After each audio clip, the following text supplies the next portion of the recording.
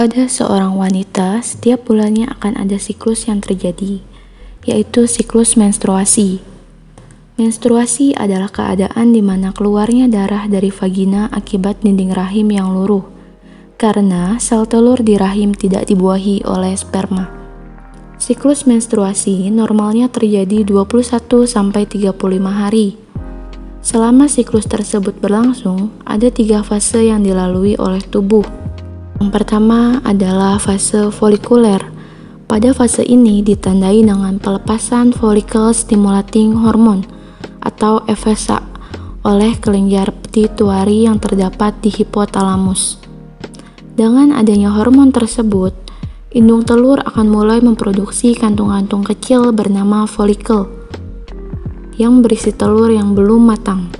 Sel telur tersebut kemudian akan melalui proses pematangan yang biasanya berlangsung selama 16 hari.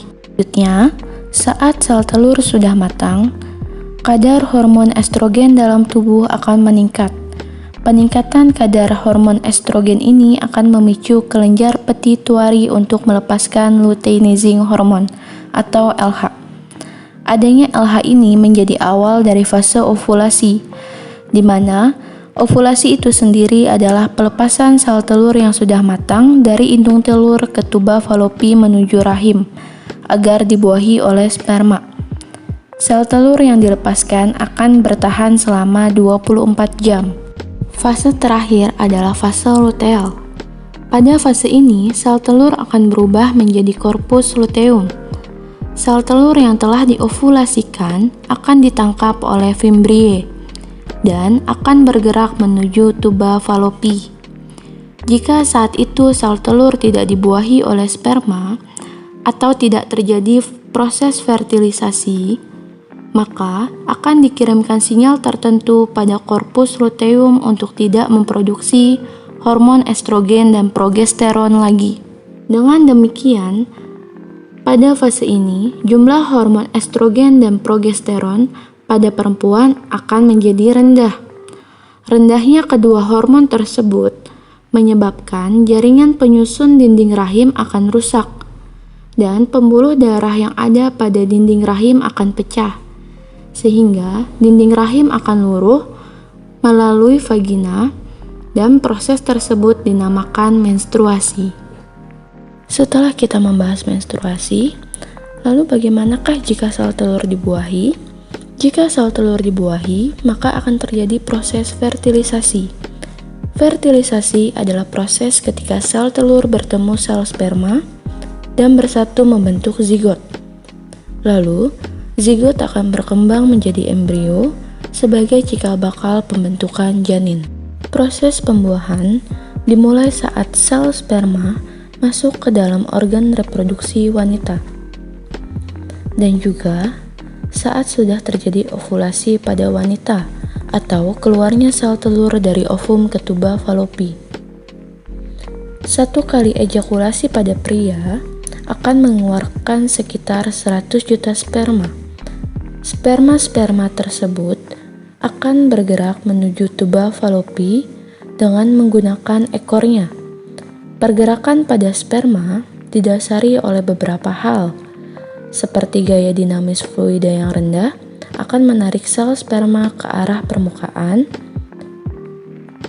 dan ekor sperma yang cenderung lebih mendekati permukaan, sehingga sperma bisa berenang lebih jauh. Sperma akan terus bergerak hingga ke tuba falopi, di mana sel telur tersebut berada.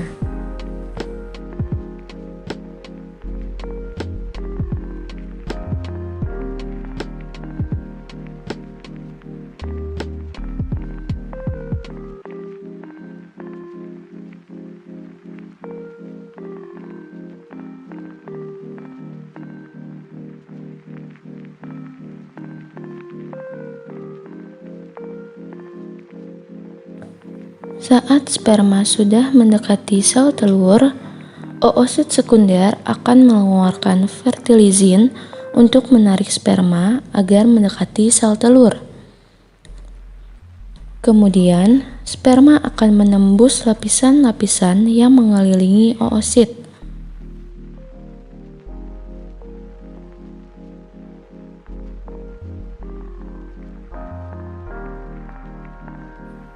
Kemudian, salah satu sperma akan masuk ke dalam oosit atau sel telur.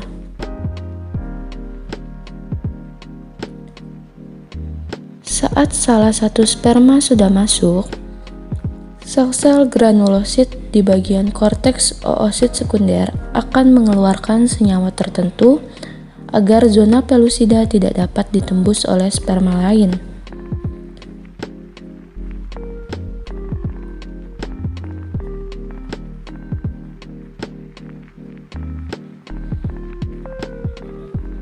Kemudian, sperma yang sudah masuk akan melakukan penggabungan inti dengan sel telur.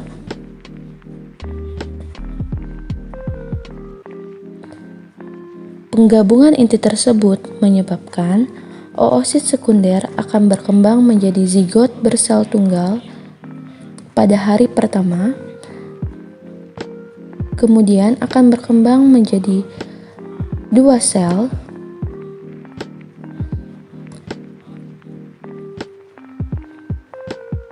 dan dari 2 sel akan berkembang menjadi 4 sel, kemudian menjadi 16 sel, dan selanjutnya akan menjadi blastokista.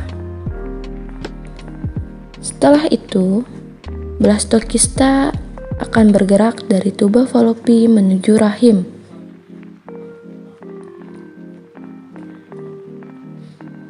Saat di rahim, sel telur akan mulai berimplantasi atau menanamkan diri ke dinding rahim.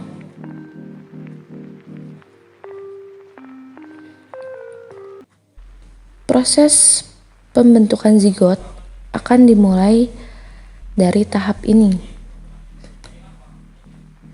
Zigot akan berkembang menjadi janin di 7 hari pertama.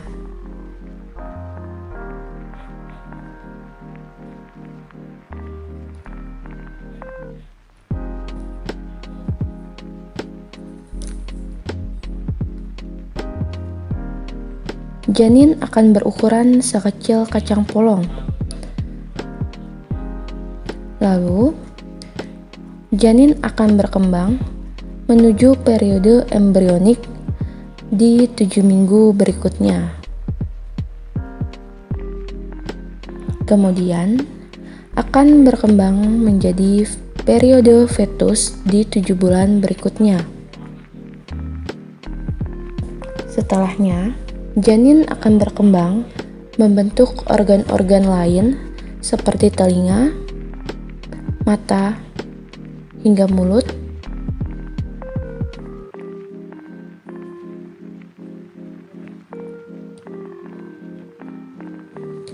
sampai di bulan ke-9. Janin mendapatkan makanan dari plasenta yang terhubung ke dalam bagian ibu. Plasenta tersebut yang akan mengalirkan makanan dari ibu menuju janin. Janin akan terus berkembang di minggu pertama,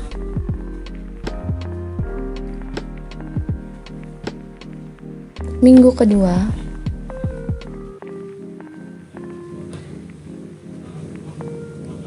sampai menuju ke 9 bulan. Saat sudah mencapai 9 bulan, janin akan siap untuk dilahirkan.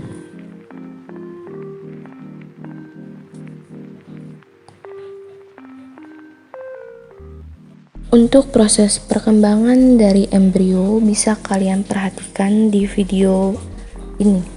Begitulah proses perkembangan diri kita sebagai manusia, dari mulai sel sperma dan sel telur hingga menjadi embrio atau janin dan berkembang hingga menjadi dewasa.